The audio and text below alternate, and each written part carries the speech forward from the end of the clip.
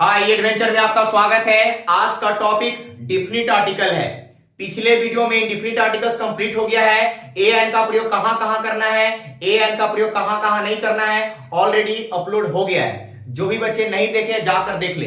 आज का टॉपिक है डिफिनिट आर्टिकल। देखिए मेरे प्यारे बच्चों, डिफिनिट आर्टिकल क्या होता है? डिफिनिट मतलब निश्चित, इंडिफिनिट मतलब अनिश्चित। जो निश्चित जाति का, जो निश्चित का बोध करा दे वो डिफिनिट आर्टिकल होगा। ठीक है, तो हम द को क्या कहते हैं? डिफिनिट आर्टिकल कहते हैं। द को क्या कहते हैं? Definite article. और ए एन को क्या कहते हैं? Indefinite article. अब यहां पे देखिए कुछ एग्जांपल लिखा हुआ है। हम कहते हैं ही इज अ बॉय। मेरी बात को समझिएगा, ही इज अ बॉय। वह एक लड़का है, वह एक लड़का। यहां पर किसी लड़के का बोध हो रहा है। सिर्फ यहां पे कह रहा है ही इज अ बॉय, यहां पे किसी लड़के का बोध हो रहा है। लेकिन यहां पे he is a boy, he is the boy. Boy के पहले ए लगा तो किसी लड़के का बोध हो रहा है, लेकिन ही इज द बॉय यहां किसी निश्चित लड़के का बोध हो रहा है। तो निश्चित लड़के का बोध कराना है तो द लगाइए, है ना। और सिर्फ लड़का का बोध कराना है तो ए लगाइए। ठीक है, जैसे मान लीजिए क्या है, मार्कर है, हम बोलेंगे दिस इज अ मार्कर। सिर्फ मार्कर का बोध हो रहा है। ठीक है, यहां पे यह एक मार्कर है, लेकिन दिस इज द मार्कर, है ना। दिस इज द मार्कर मतलब निश्चित मार्कर का बोध हो रहा है। ठीक है, क्लियर हो गया। द को क्या कहते हैं? Definite articles. अब देखते हैं रूल की तरफ, कैसे कैसे यूज करना है।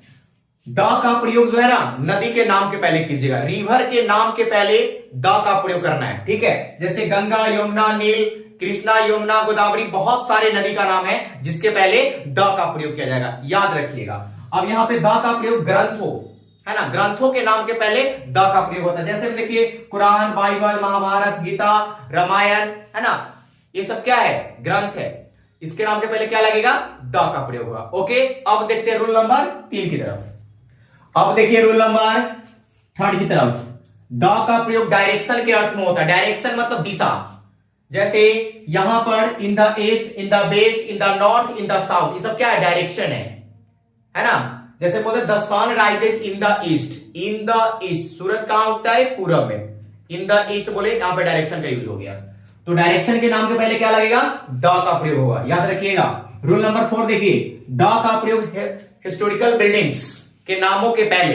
ऐतिहासिक इमारत, हिस्टोरिकल बिल्डिंग्स मतलब क्या? ऐतिहासिक इमारत के नामों के पहले क्या लगता है? द का प्रयोग किया जाता है, याद रखिएगा। जैसे ताजमहल, रेड फोर्ट, कुतुब मीनार, जामा मस्जिद, है ना, बहुत सारे हैं। तो जो भी हिस्टोरिकल बिल्डिंग्स है, ऐतिहासिक इमारत है, उसके नाम के पहले द का प्रयोग होगा।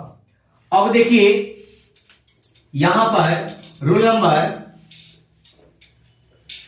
नंबर देखिए 5 की तरफ। जब ऑर्डिनल नंबर्स को लेटर्स में लिखा जाता है, जब ऑर्डिनल नंबर्स को लेटर्स में लिखा जाता है तब उनके साथ द का प्रयोग होता है।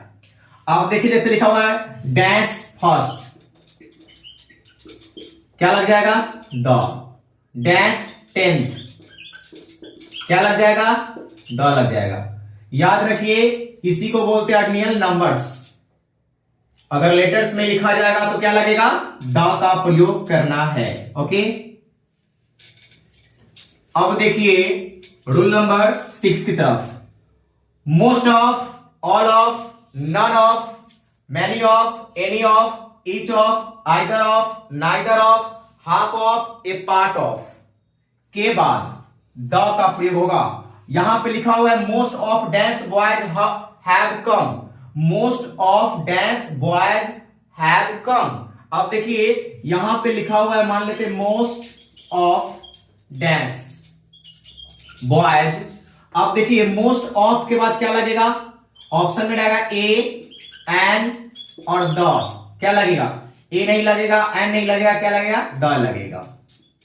याद रखना है कि सभी के साथ क्या लगेगा?